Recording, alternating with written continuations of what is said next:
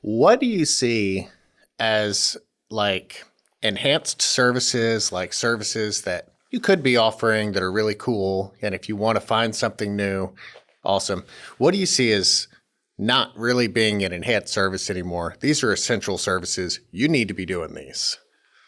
Yeah, I think it goes back to pretty much the standards that CPESN has for pharmacies for the enhanced services. So immunizations is baseline, right? We're in COVID-19 and everyone's giving immunizations. So if you're not giving them, it's time to get on board with the immunization train so that all of this public health initiative that's about to happen around other vaccines that have been missed and stuff during the COVID-19 is going to be a instrumental role for pharmacy soon. So immunizations, medication synchronization, comprehensive medication reviews, something that has been a mainstay for quite some time now, and just working that into workflow is so important. And then I think one of the ones that is coming up that's considered an enhanced service that's not done by everybody, but everybody could benefit from offering is delivery. So that's something that we've talked about at CPESN of being a very valuable service. So I think at baseline, those services there are just the basics that all pharmacies should have going right now. Yeah. And I feel like all of those services, like if you weren't doing those in 2019, by the end of 2020, you kind of had to be, because on a curbside model, you have to get those patients in and out efficiently. So having, a curbside or delivery model, well, if you're doing that, you really need all their medications together at once, So I really feel like 2020 should have solidified a lot of those as essential services now. Have you seen like an increased adaptation? Like, okay, yeah, let's do that thing we've been putting off? Oh yeah, there's been a lot of that. That was within Flip the Pharmacy that I know we'll probably discuss in a little while. Those pharmacies that have been through that, where we really focused on that appointment-based model, and that's where we're going as we start a new group of Flip the Pharmacy participants, is really focusing on medication synchronization as the baseline. And there were so many testimonials as we got started with the COVID-19 vaccines, the testing, and all of that. And they were like, if we didn't have this as a baseline service, there would be no way that we would be able to manage our workflows. And we've gotten testimonials about people starting that medication synchronization process because of them recognizing the value that it provides to the workflow. Mm. Nice. Yeah. And I mean, like I said, with the other enhanced services where like you have to schedule an immunization, you have to schedule that one-on-one time. I mean, it really just kind of makes sense to have that workflow that's controlled.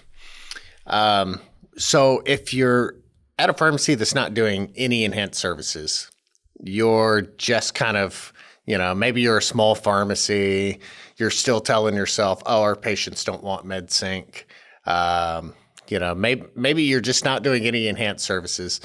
What do you think is the easiest enhanced services to set a goal to say, it's September now, we're moving into October, by the end of the year, I want to be close at least to, having this enhanced service, having my first enhanced service.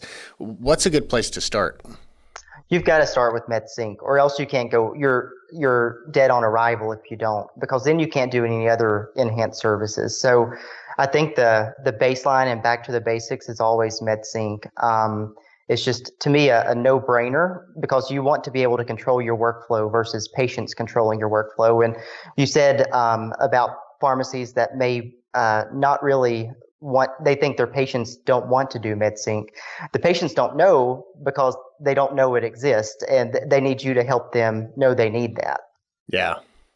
Yeah, that's one of those things, and it feels like almost every podcast now. I tell this story. I was in a pharmacy that told me, oh, our patients don't want that. While I was there, somebody came up with a little 7-day pill organizer off the shelf to buy that. And I'm like, your patients want MedSync. They want adherence packaging. They're going to do it themselves. Like, that's how bad they want it. Okay, so once we get a little MedSync happening in the mix. What do you think is the next goal to set? Is it a percentage of MedSync? Is it maybe bringing in a new offering once we kind of have some patients on that appointment-based model? What's step 2?